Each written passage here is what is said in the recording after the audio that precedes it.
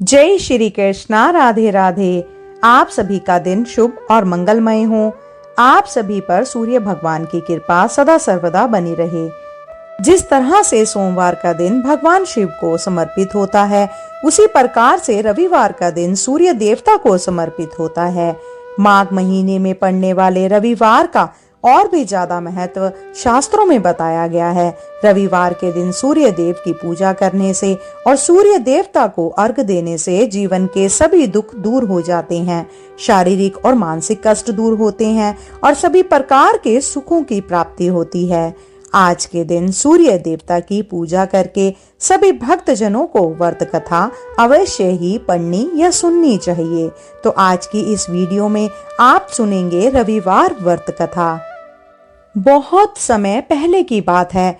एक बहुत ही न्यायप्रिय राजा थे। वह बहुत ही धनवान और वैभवशाली थे। उनके पास सिपाही, हाथी, घोड़े, दास दासियां, धन दौलत सब कुछ था, लेकिन उस राजा की कोई संतान नहीं थी। इसी कारण राजा रानी बहुत ही दुखी रहते थे। उन्होंने संतान प्राप्ति के लिए हर तरह का दान, धर्म, धार्मिक अनुष्ठान, जप, मंत्र, व्रत और पूजा पाठ किए, लेकिन कोई फायदा नहीं हुआ।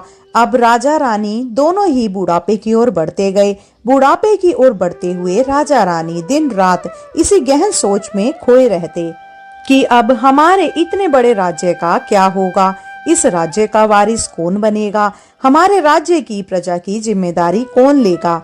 राजा रानी दिन रात इसी चिंता में घुलने लगे। उन्हें खाने पीने की भी सुध नहीं रहती। एक सुबह राजा के दरबार में एक साधु आता है, तो दासी रानी को इसकी जानकारी देती है। रानी दासी से कहती है कि यह मेरा अंतिम दान धर्म है, इसके बाद मैं अपने हाथों से कोई दान धर्म नहीं करूंगी। रानी चावल भरा थाल हाथ में लेकर बाहर आती है। जब वह साधु की झोली में भिक्षा डालने के लिए आगे बढ़ती है, तो उसके चेहरे पर छाई उद्रगता साधु की दृष्टि में आती है।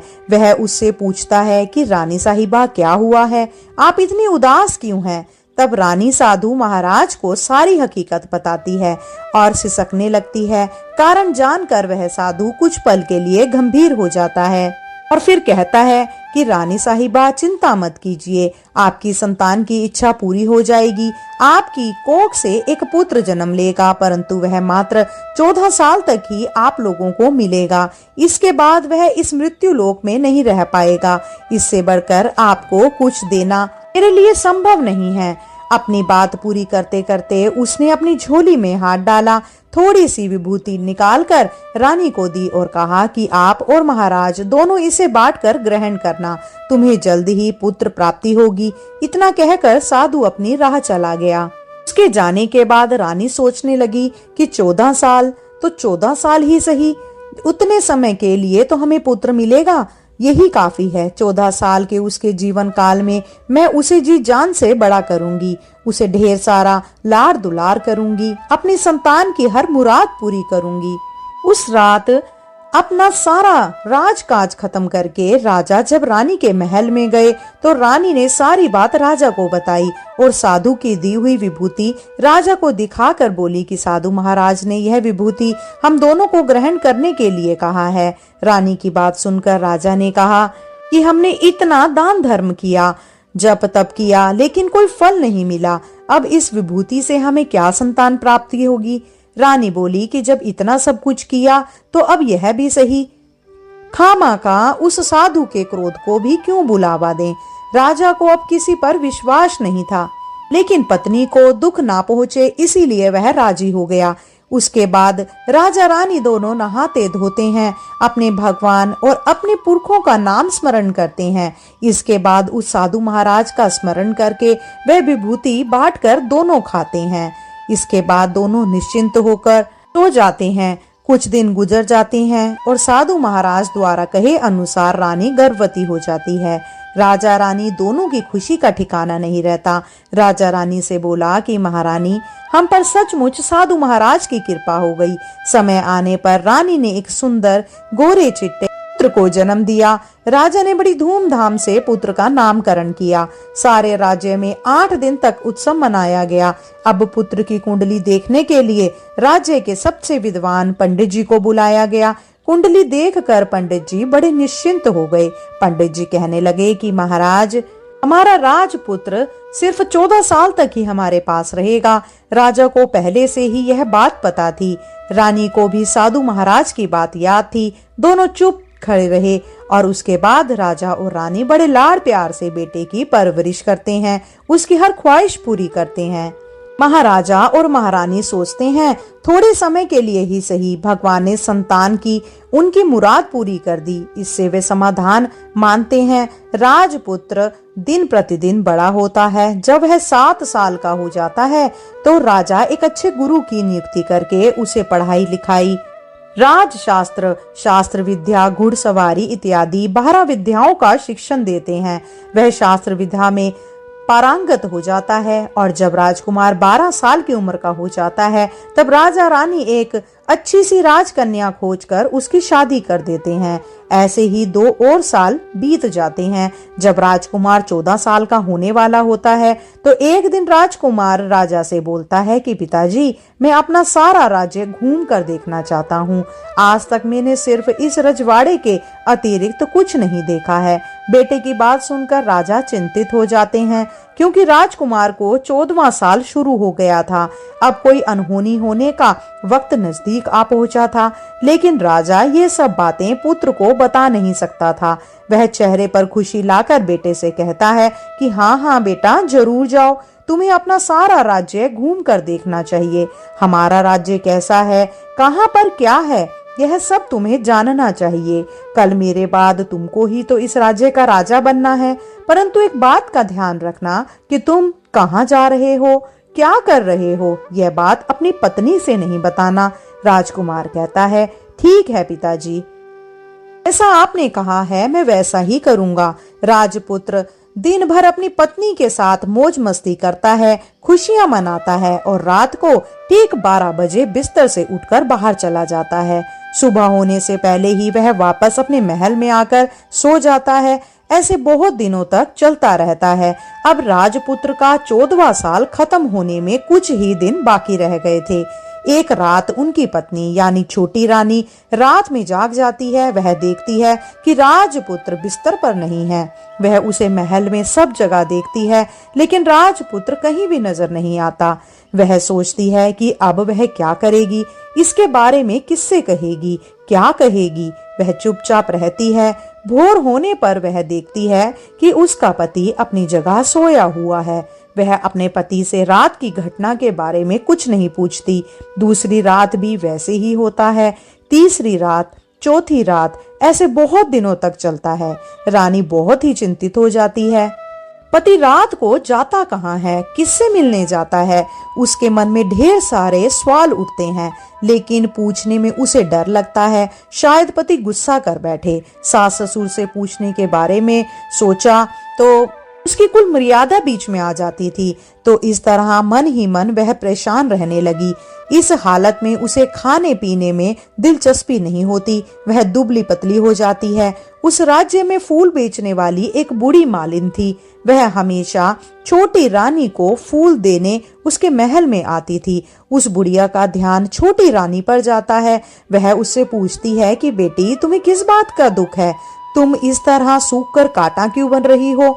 उस पर रानी कहती है कि अम्मा, तुम्हें क्या बताऊं, तुम्हारा राजपुत्र हर रात बिस्तरे पर से उठकर कहीं चला जाता है और सुबह होते ही वापस आकर सो जाता है।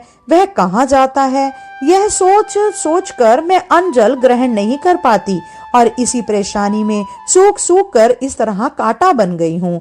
बुढ़िया सब बातें सुनकर उसे एक उपाय बताती है कि तो तुम बेटी ऐसा करना, आज रात तुम सोना मत, उसके पीछे पीछे जाकर देखना कि वह कहाँ जाता है, क्या करता है, उसकी अच्छी तरह से पहरेदारी करना। रानी कहती है कि अगर मुझे नींद आ गई तो मैं क्या करूंगी। बुढ़िया बोली कि तुम्हें नींद ना आए इसके लिए तुम एक काम करना, अपने बाएं हाथ की उंगली में एक जख्म करना, उस पर थोड़ी सी मिर्ची छिड़कना, उससे तुम्हें बहुत जलन होगी और उस पीड़ा से तुम्हें रात भर नींद नहीं आएगी। रानी बुढ़िया के कहे अनुसार ऐसा ही करती है। उंगली की जलन से उसे बहुत देर तक नींद नहीं आती, लेकिन बाद में वह सो जाती है। दूसरे दिन सुबह बुढ़िया फूल लेकर उसके महल में पहुंचती है और पूछती है कि क्या हुआ बेटी, क्या तुम देख पाई कि तुम्हारा पति कहाँ जाता है। रानी कहती है कि नहीं अम्मा, पहले कुछ समय जलन के कारण मुझे नींद नहीं आई, पर कुछ देर पश्चात मैं सो ही गई। बुढ़िया कहती है कोई बात नहीं, आज तुम उंगली पर पहले से थोड़ा और बड़ा जख्म करना और ज्यादा मिर्चें लगाना। रानी वैसे ही करती है, परंतु वह सिर्फ पति के बिस्तर से उठकर बाहर निकलते वक्त तक जाग पाई। वह उसके पीछे नहीं जा सकी क्योंकि उस समय तक उसकी आंखें मूंद गई थी।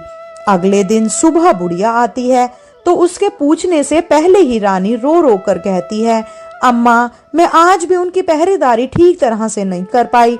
बुढ़िया कहती है रोना नहीं बेटी, सब कुछ ठीक हो जाएगा। तुम आज रात जख्म और बड़ा करना और उस पर ज्यादा मिर्चें छिड़कना।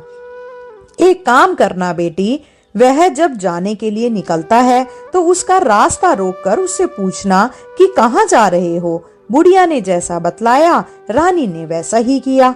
आज रात उसे नींद नहीं आती। पति रात 12 बजे बिस्तर से उठकर जब महल से निकलने के लिए चलने लगता है तो उस बुढ़िया ने जैसा बताया था वह वैसा ही करती है। तोड़कर जाकर पति का रास्ता रोक लेती है और कहती है कि आप कहाँ जा रहे हो, आप किससे मिलने जा रहे हो, मुझे बताओ। राजपुत्र उसे समझाने की बहुत कोशिश करता है कि देखो, अगर मैंने तुम्हें बता दिया तो मैं दोबारा तुम्हें नहीं मिल पाऊंगा। रानी बोली कि कोई बात नहीं, ना मिल पाओ, लेकिन आप रात में कहाँ जाते हो, किससे मिलते हो, यह मुझे बता दीजिए। राजपुत्र निरुपाय हो जाता है। पत्नी की जिद के आगे उसकी एक नहीं चल पाती। ठीक उसी समय उसका 14वां साल खत्म हो जाता है। 15वां साल लगने वाला था। वह सोचता है कि जो होता है वह हो जाने दो। यह सोचकर वह कुछ चावल मंत्रों से सिद्ध करके पत्नी को देकर कहता है कि इन चावलों को दोनों हाथों की मुट्ठी में पकड़ना। पहले दाएं हाथ में पकड़े चावल मेरे ऊपर फेंकना, तुम्हें पता चल जाएगा कि मैं कौन हूँ। इसके बाद बाएं हाथ में पकड़े चावल मेरे ऊपर फेंकना, तब मैं जैसा था तुम्हें मिल जाऊंगा। लेकिन यदि तुम बाएं हाथ के चावल मेरे ऊपर फेंकना भूल गई तो मैं तुम्हें कभी नहीं मिल पाऊंगा। रानी बोली कि मैं नहीं भूलूंगी। यह कहकर रानी बड़े आत्मविश्वास के साथ दाएं हाथ में पकड़े चावल पति के ऊपर फेंक देती है तो राजपुत्र एकदम एक विशाल घोड़ा बन जाता है। एकदम उम्दा सफेद गर्दन और लंबे आयाल। देखते देखते वह तेजी से दौड़ने लगता है। रानी उस घोड़े को एकदम भुचक्की होकर देखने लगती है और पति ने बाएं हाथ के चावल फेंकने की जो बात कही थी उसे वह भूल जाती है। उसकी आंखों के सामने घोड़ा महल के बाहर निकलकर चला जाता है। घोड़ा महल से बाहर जाता है और वापस नहीं आता। अब रानी को बड़ा पश्चाताप होता है। वह स्वयं को कोसने लगती है, लेकिन अब उसका कोई फायदा नहीं होने वाला था। राजपुत्र अब वापस नहीं आने वाला था। सुबह होते ही महाराजा महारानी को सब बात पता चल जाती है। उन्हें बहुत दुख होता है। वे बिस्तर पकड़ते हैं और राह देखते हैं कि एक दिन उनका बेटा वापस आ जाएगा। इस तरह 1 महीना गुजरता है, 2 महीने गुजरते हैं, 3 महीने गुजरते हैं और आखिर 6 महीने निकल जाते हैं। राजपुत्र का कोई अता पता नहीं लगता। राजपुत्र को ढूंढने के लिए राज्य के गांव-गांव सिपाही भेजे जाते हैं, लेकिन उन्हें कोई सफलता नहीं मिलती। रानी यह सोचकर स्वयं को मन ही मन कोसती है कि उसकी अपनी हट के कारण पति गायब हो गया। वह प्रण लेती है कि वह कुछ भी करके पति को ढूंढ कर ही रहेगी और उसे वापस घर लेकर आएगी। एक दिन वह सुबह उठकर सास ससुर के महल में जाती है और कहती है कि मैं अपने पति की खोज में जा रही हूँ। महाराजा महारानी को और क्या चाहिए था, उनका बेटा उन्हें वापस मिलना चाहिए था। वे बहू को जाने की अनुमति देकर कहते हैं कि बेटी तुम जो चाहे वह करो, जहाँ जाना है वहाँ जाओ, लेकिन हमारे बेटे को वापस लेकर आओ। भगवान तुम्हें कामयाबी दे। रानी अब अपना शाही वेश बदलकर एक सेठानी बन जाती है। उसके बाद उसने अपने कुछ दास दासियों को, कुछ नौकरों को अपने साथ में लिया, कुछ सामान साथ लिया और राज्य की सीमा पर जाकर वहां एक भोजनालय खोल दिया। वह वहां आने वाले सभी यात्रियों को खाना खिलाने लगी, मुफ्त में देने लगी उसने एक शर्त रखी कि उसके भोजनालय में खाना खाने वालों को उसकी मालकिन को यानी राजकन्या को उसकी देखी हुई कोई अजीब चीज बतानी पड़ेगी। वहां आने वाला हर नागरिक अपनी तरफ से मैंने यह देखा, मैंने वह देखा कहकर वहां से मुफ्त का खाना खाकर जाता था।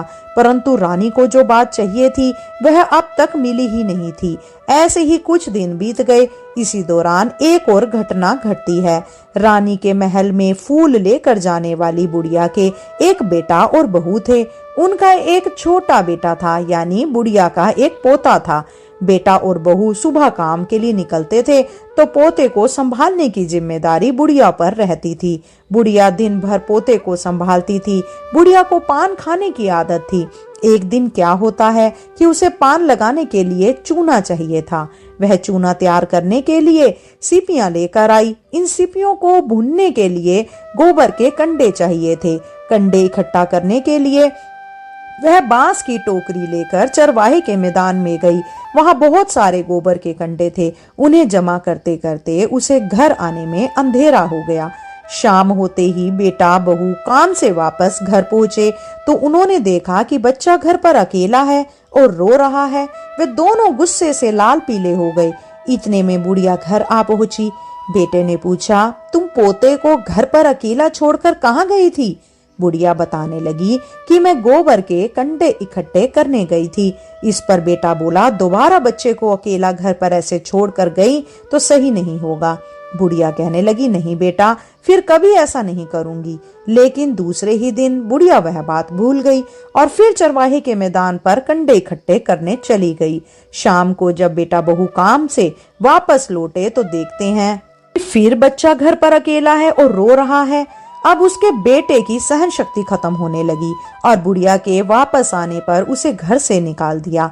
बुढ़िया रात भर घर के बाहर अंधेरे में बैठी रही और सुबह होते ही हाथ में टोकरी लेकर कंडे इकट्ठा करने के लिए निकल गई।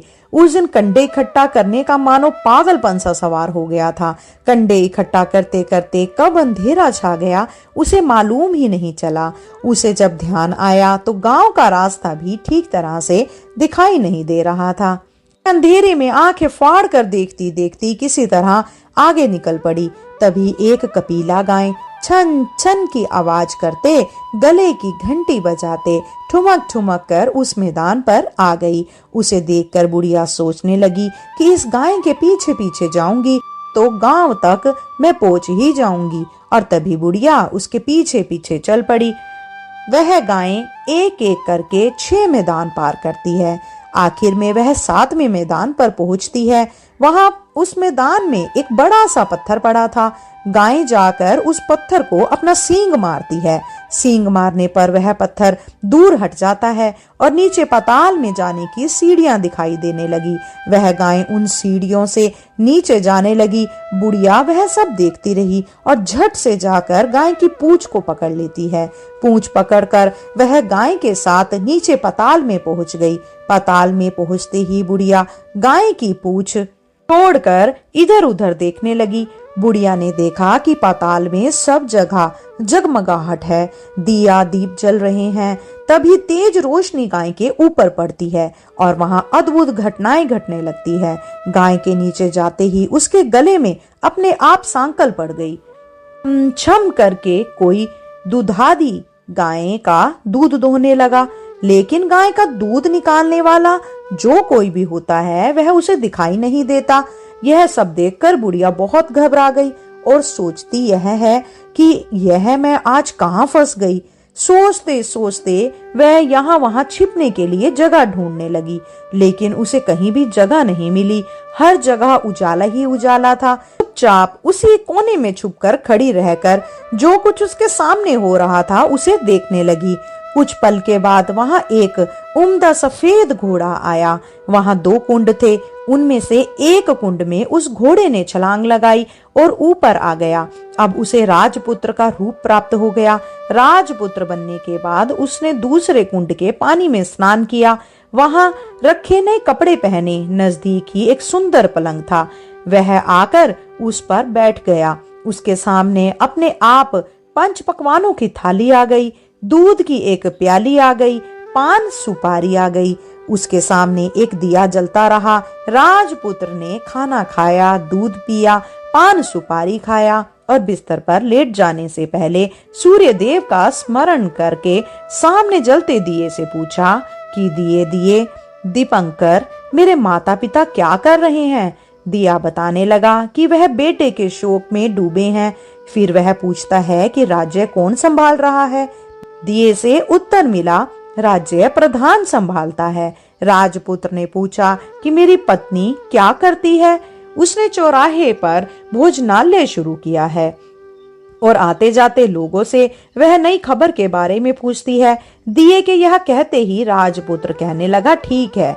उसके बाद वह सो गया। बुढ़िया कोने में खड़ी रहकर यह सब कुछ देखती रही। ऐसी अद्भुत घटना उसने अपनी जिंदगी में कभी नहीं देखी थी, न सुनी थी। उसे अंदर ही अंदर चुलबुलाहट होने लगी। वह अपनी भूख प्यास सब भूल चुकी थी। वह उत्सुकता से देखने लगती है कि आगे क्या होता है, लेकिन उसके बाद कोई घटना नहीं घटती। रात गुजर जाती है और सुबह हो गई। सुबह होने पर पलंग पर सोया हुआ राजपुत्र उठा और फिर उसने पहले वाले कुंड में छलांग लगाई। तो अब वह फिर से घोड़ा बनकर कुंड में से बाहर आ गया। बाहर आते ही वह तेजी से उस पाताल नगरी से बाहर निकल आया, लेकिन वह कहाँ गया इसका बुढ़िया को कुछ पता नहीं चला। उसके बाद पिछली रात की तरह कोई उस गाय का छम छम करके दूध दोहने लगा। जैसे ही दूध दोहना खत्म हुआ, गाय के गले की सांकल अपने आप खुल गई और वह गाय तेजी से ऊपर जाने वाली सीढ़ियों की ओर भागने लगी।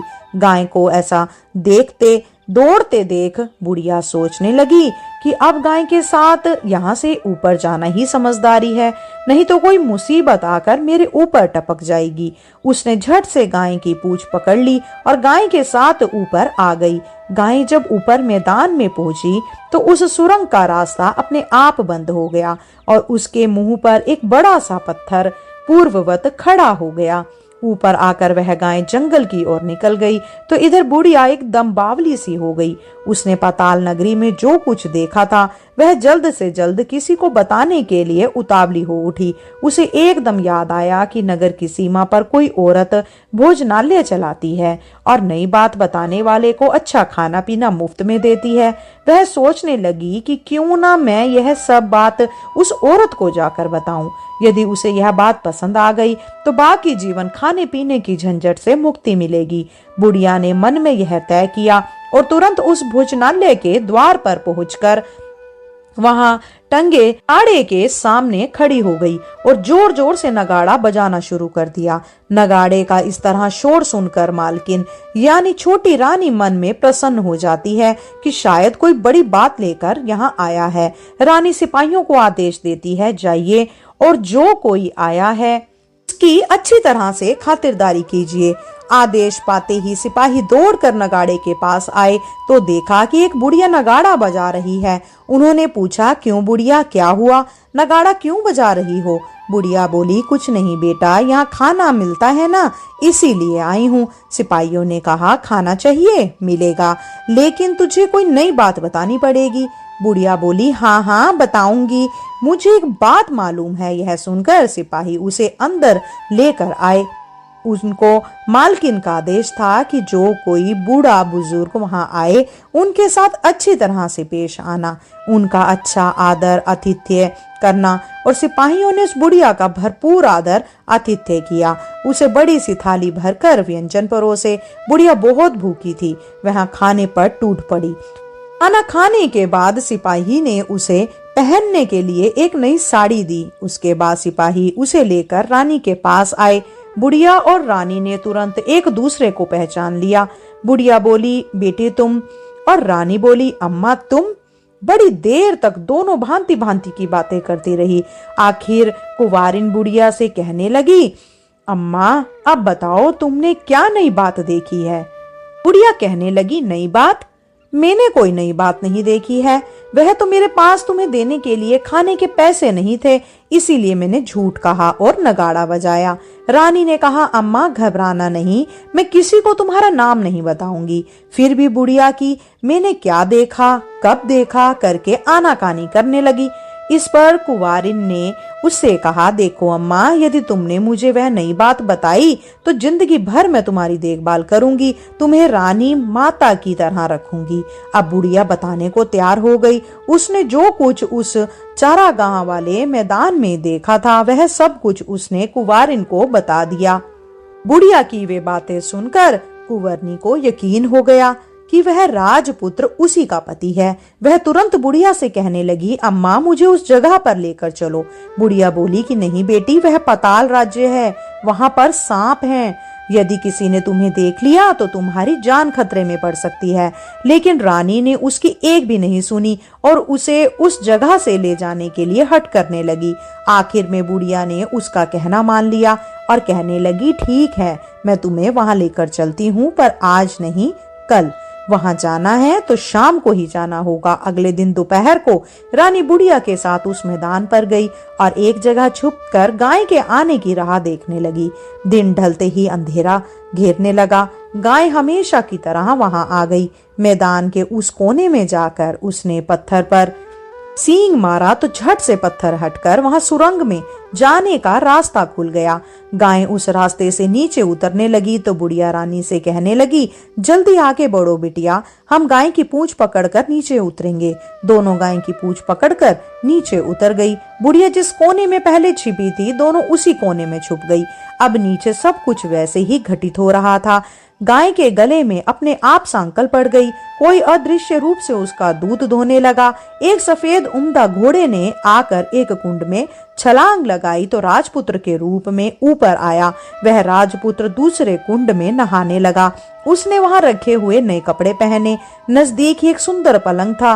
वह आकर उस पलंग पर बैठ गया। बाद में उसके सामने अपने आप 5 पकवानों के खाने की थाली आ गई। दूध की प्याली आ गई। पान बीड़ा आ गया। राजपुत्र सब ग्रहण कर कर सोने के लिए पलंग पर गया तो सोने से पहले सूर्यदेव का स्मरण करके वह दिए से पूछने लगा, दिए दिए दीपंकर, मेरे माता पिता क्या कर रहे हैं? आज दिया कुछ जवाब नहीं देता, बल्कि वह बुझने लगता है। तब राजपुत्र को इसका संदेह हो गया कि कुछ घटित हुआ है। वह उदास हो गया और ऐसा सोचकर कि जो कुछ हुआ है वह हो जाने दो, वह सोने के लिए बिस्तर पर लेट गया। अब रानी का संयम छूट गया और वह दौड़कर पति के पास गई और उसके पैर पकड़कर माफी मांगने लगी। राजपुत्र तुरंत ही अपनी पत्नी को पहचान गया। वह झट से पीछे हट गया और चिल्लाने लगा कि नहीं नहीं, मुझे मत छूना, नहीं तो सर्वनाश हो जाएगा। रानी दोनों हाथ जोड़कर पति से अपनी भूल स्वीकार करने लगी, माफी मांगने लगी। रानी ने कहा कि स्वामी, मुझसे भूल हो गई है। मुझे आपसे नहीं पूछना चाहिए था कि आप रात को कहाँ जाते हो। मैं अपनी भूल स्वीकार करती हूँ। मुझे मेरी भूल की सजा मिल गई है। अब आप घर चलिए। आपके वियोग में आपके माता पिता ने बिस्तर पकड़ लिया है। आपकी प्रजा भी बहुत दुखी है। उस पर राजपुत्र कहने लगा कि एक बार तुम गलती कर बैठी हो, अब दोबारा गलती मत करना, नहीं तो जो अब मैं तुम्हें दिख रहा हूँ वह भी नहीं दिखूंगा। रानी अब विलाप करने लगी और जोर जोर से जमीन पर सिर पटकने लगी। राजपुत्र के मन में उसके प्रति दया उत्पन्न हो गई। वह उससे कहने लगा कि यदि तुम मुझे वापस पाना ही चाहती हो तो तुम्हें एक काम करना होगा। काम बहुत कठिन है, लेकिन वह तुम्हें अकेले ही करना होगा। रानी कहने लगी, कहो स्वामी, कितना भी कठिन काम हो मैं उसे अवश्य पूर्ण करूंगी। इसके बाद राजपुत्र ने उसे बताया कि इस पाताल में ऊपर जाते ही तुम्हें एक घना जंगल नजर आएगा। ऐसे 6 जंगल पार करने के पश्चात 7वां जंगल मिलेगा। वह जंगल सबसे घना है। उस जंगल में बीचों बीच एक पीपल का पेड़ है। उसके आसपास की जगह पत्ते, फंदे, जटाएं, कांटे इत्यादि से ढक चुकी हैं। वहां बाघ, शेर, भालू, सांप सभी की धमा चौकड़ी बैठती है। तुम्हें उन सब को भगाकर वह जगह साफ करनी है। उसकी गोबर से लिपाई करके उसे पवित्र बनाना है, रंगोली से सजाना है। उसके बाद वहां धूप, कपूर, अगरबत्ती जलानी है। फूल कुमकुम से पेड़ के तने की पूजा करनी है। दूध दही से बने चावल का भोग चढ़ाना है। यह सब तुम्हें दोपहर को 12 बजे से पहले करना है। 12 बजने के समय तुम्हें उस जगह पर बैठकर सूर्य भगवान का ध्यान करना है। ठीक 12 बजे सूर्य भगवान का रथ वहां उतरेगा।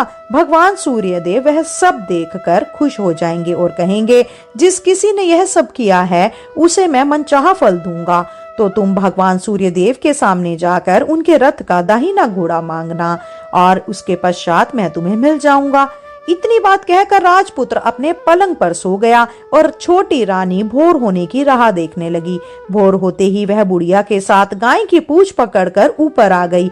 ऊपर आने के बाद वह बुढ़िया से कहने लगी, अम्मा, अब मैं अकेले ही आगे जाऊंगी, भोजनालय वापस जाओ। वह जंगल में जाकर राजपुत्र की बताई जगह ढूंढने लगी और किसी तरह सभी को वहां से भगाकर उसने वह जगह साफ कर दी। बाद में राजपुत्र ने जैसा बताया था वैसी लिपाई पुताई करके वापस आ गई। दूसरे दिन रानी पो फटने से पहले उठी और जंगल में उस जगह पहुंची। वहां जाकर उसने इत्र और गुलाब का पानी छिड़क कर वह जगह सुगंधित की। फिर धूप अगरबत्ती जलाकर उसे पवित्र किया और पूजा की सभी सामग्रियां वहां तैयार रखकर पूजा की। सूर्य भगवान का ध्यान कर कर बैठ गई। जैसा कि उसके पति ने उसको बताया था, दोपहर को ठीक 12 बजे सूर्य भगवान का रथ उस पीपल के पेड़ पर आकर रुका। सूर्य भगवान ने जब रथ के नीचे देखा तो वहां पर सुगंधित वातावरण देखकर वह बहुत प्रसन्न हो गए। फिर वे बोले, जिस किसी ने यह काम किया है वह यहाँ आकर आज मुझसे कुछ भी मांगे, मैं उसे दे दूंगा। रानी ने जब यह शब्द सुने तो बिना किसी समय गवाए दौड़कर उनके सामने आ गई। उनको साष्टांग नमस्कार करके बोली, भगवान, वह मैं ही हूँ, मैंने ही यह सब जगह साफ की है। अच्छा, तो तुम्हें जो चाहिए वह मांगो। रानी बोली, भगवान, मुझे अपने रथ का दाहिना घोड़ा चाहिए। सूर्य भगवान बोले, नहीं नहीं, मैं तुम्हें और कुछ भी दे सकता हूँ, लेकिन यह दाहिना घोड़ा नहीं दे सकता। रथ के 12 घोड़े हैं, तुम चाहो तो कोई और घोड़ा मांग लो, लेकिन यह दाहिना घोड़ा नहीं, वह मैं तुम्हें नहीं दे सकता। छोटी रानी ने एक नहीं सुनी। वह सूर्य देव से एक ही बात कह रही थी कि वही दाहिना घोड़ा दे दीजिए, नहीं तो मैं आपके पैरों में गिर गिर कर अपनी जान दे दूंगी। अब सूर्य देव धर्म संकट में पड़ गए। उन्होंने वचन दे दिया था, अब मैं अपने वचन से पलट भी तो नहीं सकता था। सूर्य देव ने कहा, ठीक है, मैंने तुम्हें वह घोड़ा दिया, लेकिन वह तुम्हें यहाँ नहीं मिलेगा, तुम्हें उसे पाताल में जाकर लाना होगा। रानी बोली, भगवान, पाताल में ही क्या मैं उसे पाने के लिए कहीं भी जा सकती हूँ? रानी को वचन देकर सूर्य देव अपने मार्ग पर चले गए और इधर रानी जंगल से अपने भोजनालय में आ गई। फिर वह उसी बुढ़िया को लेकर उस मैदान पर आ गई। जल्दी ही शाम हो गई। शाम होते ही वहां वह गाय आ गई और उसने सींग मारकर सुरंग का पत्थर हटाया और नीचे उतरने लगी। रानी और बुढ़िया जल्दी जल्दी उसकी पूंछ पकड़कर नीचे उतर गई। नीचे पाताल में सब घटनाएं पहले की तरह ही घटने लगी। घोड़े का एक कुंड में नहाकर राजपुत्र बन जाना, नहा धोकर पलंग पर जाकर बैठना, तो उसे खाने की थाली, दूध की प्याली आना, पान बीड़ा आना। लेकिन आज एक नई घटना घटी। आज 2-2 थाली, 2-2 दूध की प्याली, 2-2 पान बीड़े उनके सामने आए। वह कुछ नहीं बोला, अपने हिस्से की थाली खाकर, दूध पीकर और पान बीड़ा चबाकर वह सोने चला गया और हमेशा की तरह दिए से पूछने लगा, दिए दिए दीपांकर, मेरे माता पिता क्या करते हैं? दिए ने बतलाया, वे दोनों तुम्हारे शोक में मरने की स्थिति में पहुंच गए हैं। यह सुनते ही उसकी आंखों से आंसू टपकने लगे। फिर वह पूछने लगा, दिए दिए दीपांकर, मेरा राज्य कौन चला रहा है? दिए ने बतलाया, तुम्हारा राज्य प्रधान चला रहा है और वह सब कुछ हड़प चुका है, प्रजा पर बहुत अत्याचार कर रहा है। यह सुनकर राजपुत्र को बहुत गुस्सा आया। वह गुस्से से अपनी मुट्ठी भींचने लगा। अब वह पूछने लगा, दिए दिए दीपांकर, मेरी पत्नी क्या कर रही है? अब कुछ दिया बोला नहीं, वह चुप हो गया। अब रानी का संयम जवाब देने के लिए दौड़ा। वह दौड़कर पति के सामने आ गई। राजपुत्र रानी से कहने लगा कि अब मैं तुम्हें मिल गया हूँ। रानी ने पूछा कि क्या सच कह रहे हो? आप अब फिर से घोड़ा तो नहीं बनोगे? नहीं, मैं अब दोबारा घोड़ा नहीं बनूंगा। राजपुत्र ने रानी से कहा, तुमने मुझे पाने के लिए इतने सारे कष्ट उठाए हैं, इसीलिए सूर्यदेव ने मुझे सदा के लिए घोड़े की जन्म से मुक्त कर दिया है। राजपुत्र ने बड़े प्यार से कहा और उसे गले लगाया। उसके आंसू पोंछे। कुछ देर पश्चात भोर हो गई तो गाय की सांकल टूटी और वह ऊपर भू लोक जाने लगी। रानी, राजपुत्र और बुढ़िया उसकी पूंछ पकड़कर ऊपर आ गए। ऊपर आने पे वे सीधे भोजनालय में गए। वहां पर सब सामान लोगों में बांट दिया और उसको ताला लगाकर अपने राज्य में लौट गए। राजपुत्र को वापस आता देखकर प्रधान घबरा गया। राजपुत्र ने उसे बंदी बनाकर कैद खाने में डाल दिया और राज्य की बागडोर अपने हाथ में ले ली। उसके बाद वह अपने माता पिता को मिलने उनके महल में गया। राजपुत्र देखता है कि उसके माता पिता उसके शोक से अस्थिपिंजर बने हुए हैं। पुत्र को वापस आया देखकर मरणासन राजा रानी की आंखों से टप टप आंसू बहने लगे। उन दोनों ने पुत्र को गले लगाया, उसे प्यार से सहलाया। इतना होने के बाद उनके सेहत से एकदम सुधार होने लगा। कुछ दिनों में ही वह बिस्तर से उठकर बैठ गए। पुत्र को आशीष देने लगे। राजपुत्र के आने की खबर तुरंत राज्य भर में फैल गई। प्रजा खुशी से फूले ही नहीं समाई। प्रजाजन राजमहल के सामने इकट्ठे हो गए। राजपुत्र ने भी उन्हें दर्शन दिए और वचन भी दिया कि आज से उन्हें कोई दुख नहीं पहुंचेगा। राजा ने अपने पुत्र का राज्याभिषेक करके उसे सिंहासन पर बिठाया और बहू को महारानी का दर्जा दे दिया। इसके बाद वह स्वयं अपनी पत्नी के साथ ईश्वर स्मरण करते खुशी से दिन बिताते हैं। महाराजा बना राजपुत्र अच्छी तरह से राज्य चलाने लगा और अपनी पत्नी के साथ सुख शांति से जीवन व्यतीत करने लगा। बोलिए सूर्य भगवान की जय। श्रोताओं, मैं आशा करती हूँ कि मेरे द्वारा सुनाई गई यह कथा का आपने आनंद उठाया होगा। अगर आपको वीडियो पसंद आई हो तो कृपया करके वीडियो को लाइक और शेयर करें। अगर आप चैनल पे नए हैं तो कृपया करके चैनल को सब्सक्राइब अवश्य करें। आज के लिए इतना ही। शीघ्र मिलते हैं नई वीडियो और नई जानकारी के साथ। जब तक के लिए जय श्री कृष्णा, राधे राधे।